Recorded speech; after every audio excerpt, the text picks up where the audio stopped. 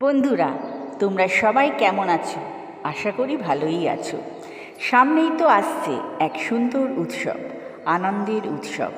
হ্যাঁ, ঠিকই ধরেছ, আমি শ্রীকৃষ্ণের জন্মাষ্টমীর কথাই বলছি। কিন্তু বন্ধুরা, একটা প্রশ্ন, জন্মাষ্টমীর কি অন্য কোনো নাম আছে যা হয়তো আমরা কেউই জানি না? শ্রীকৃষ্ণের জন্মাষ্টমীর আরও একটি খুব সুন্দর এবং বিশেষ নাম আছে, সেটি হলো গোকুলাষ্টমী। এছাড়াও কিছু জায়গায় একে অষ্টমী রোহিণী বা শ্রীকৃষ্ণ জয়ন্তী নামেও ডাকা হয়। কিন্তু কেন এই নাম, কেন এটাকে গোকুলাষ্টমী বলা হয়, যা আমাদের হৃদয়ে এক বিশেষ জায়গা করে নিয়েছে? আমরা সবাই জানি শ্রীকৃষ্ণ জন্মগ্রহণ করেছিলেন মথুরার কারাগারে গভীর রাতে ঝড় বৃষ্টির মধ্যে। কিন্তু জন্মের পর শ্রীকৃষ্ণের বাবা বাসুদেব তাকে বিপদ থেকে রক্ষা করতে নিয়ে গিয়েছিলেন যমুনা নদী পেরিয়ে গোকুলে। এই গোকুলই ছিল তার বাল্যকালের লীলাভূমি।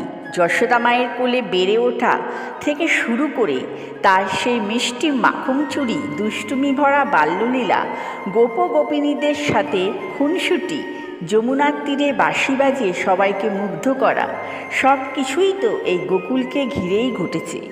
গোকুলেই ছিল তার সব আনন্দের উৎস, তার প্রেমময় রূপের সাক্ষী। বন্ধুদের সাথে খেলাধুলা, এইসব কিছু মিলিয়েই গোকুলে শুধু ঐশ্বর্য আর যুদ্ধ নয়, কৃষ্ণ মানে গোকুলের সেই মিষ্টি মাখন চোর।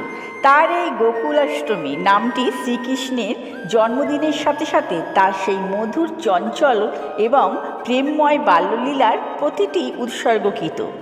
এই দিনটি সেই ছোট্ট কৃষ্ণের স্মৃতিতে আরও বেশি জীবন্ত হয়ে ওঠে। মহারাষ্ট্র সহ অনেক জায়গায় এই দিনে দইহারি উৎসব পালন করা হয়, যা কৃষ্ণের মাখন চুরির লীলাকে স্মরণ করায়। সকল বন্ধুদের শ্রীকৃষ্ণের জন্মাষ্টমীতে বা গোকুলাষ্টমীর পূজায় আগাম শুভেচ্ছা রইল। ভিডিওটি যদি ভালো লেগে থাকে বন্ধুরা, তাহলে কমেন্ট, শেয়ার, লাইক করে দেবেন এবং এরম ধরনের ভিডিও পেতে চ্যানেলটিকে সাবস্ক্রাইব করে আমার পাশে থাকবেন। আজ এই পর্যন্ত। আপনারা ভালো থাকুন, সুস্থ থাকুন।